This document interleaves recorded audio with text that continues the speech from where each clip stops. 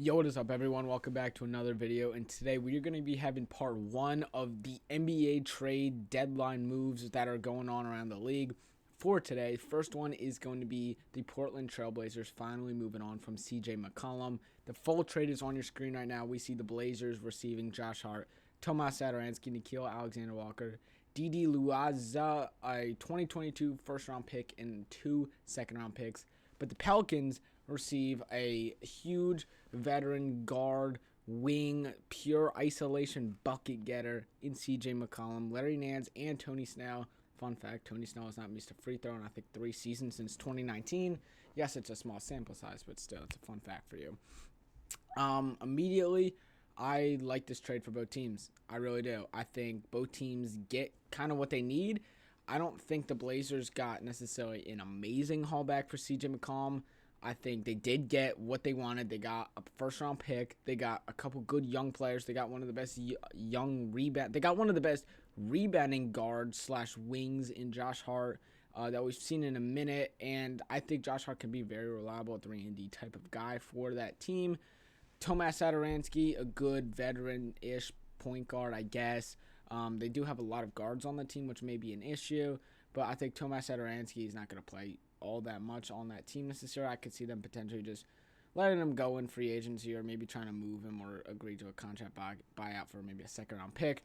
But my favorite part of this trade for the Blazers, besides the first-round pick, is Nickeil Alexander-Walker. Now, Nickeil is a great basketball player. I think he really has a set-in-stone game. I think once he kind of ups his efficiency, same with his cousin Shea, he can really be a true bucket getter in the league. I'm not going to rely on him to necessarily pass the ball too much, but similar to kind of what Anthony Simons does in Portland right now, I think that Nickeil Alexander-Walker could just get pure buckets for you.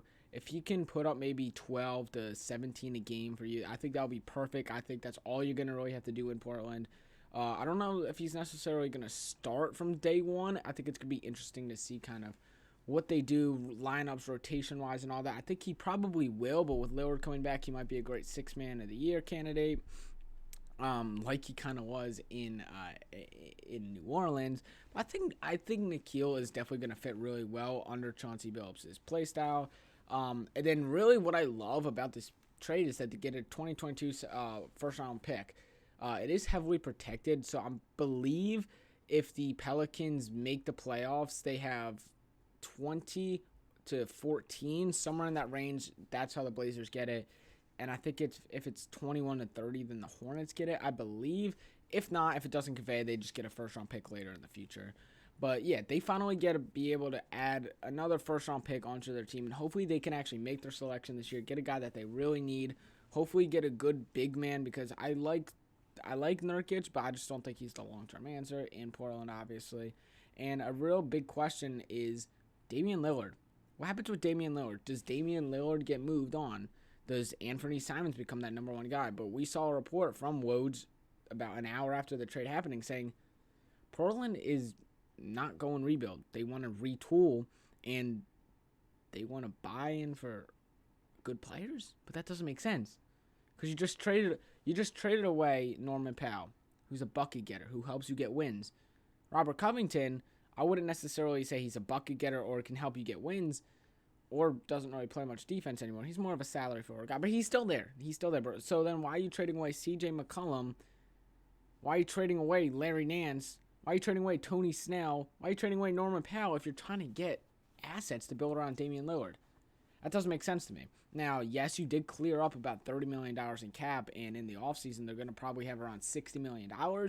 But is New Orleans really a free agent or not New Orleans? Is Portland really a big free agent destination? I don't think so. So they're clearing up salary for something. Now, they have something in mind. We don't know what that something necessarily is right now. It's kind of confusing what Portland's doing right now with all these guards between Lillard, Nickeil Alexander-Walker, now Anthony Simons. They're going to have the Tomas Satoransky. Like, you got a lot of point guards and guards on this team that, I don't know. It's a bit confusing to see really what they want to do. Yeah, it's going to be interesting. I'm still in the boat for building around one or the other between Anthony Simons or Damian Lillard.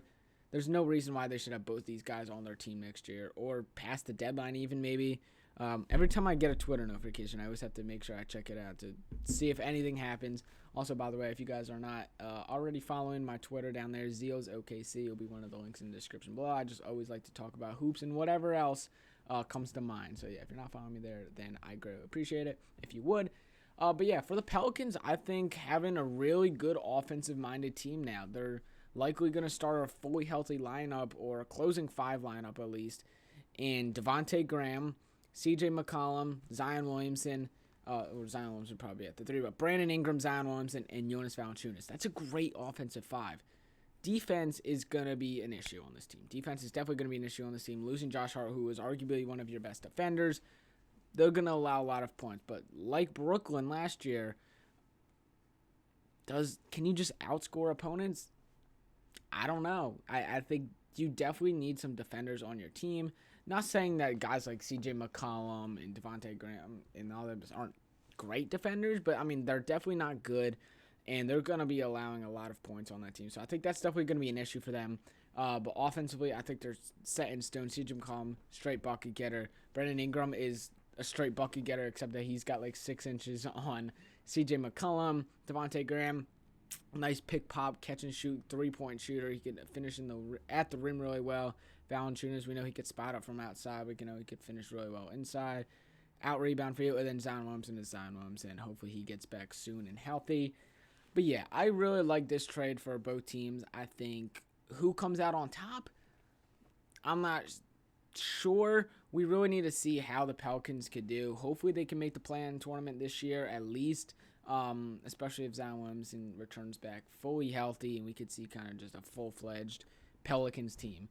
But as of right now, it's hard to really say who I think won this trade. I think both teams did a fairly decent job putting together a package to get, like, Pelicans needed a veteran guard, and the Blazers got rid of that contract in CJ McCollum. Now it's just a question of what do they do with Damian Lillard and Anthony Simons. So yeah, if you enjoyed this video, leave it a like. I'm literally recording another video right now about the other trade that just went on, the Sabonis and Tyrese Halliburton trade. So yeah, make sure you check that video out. If you guys enjoyed the video, leave it a like, subscribe, do all that fun stuff down below, and I'll see you guys on the next one. Peace.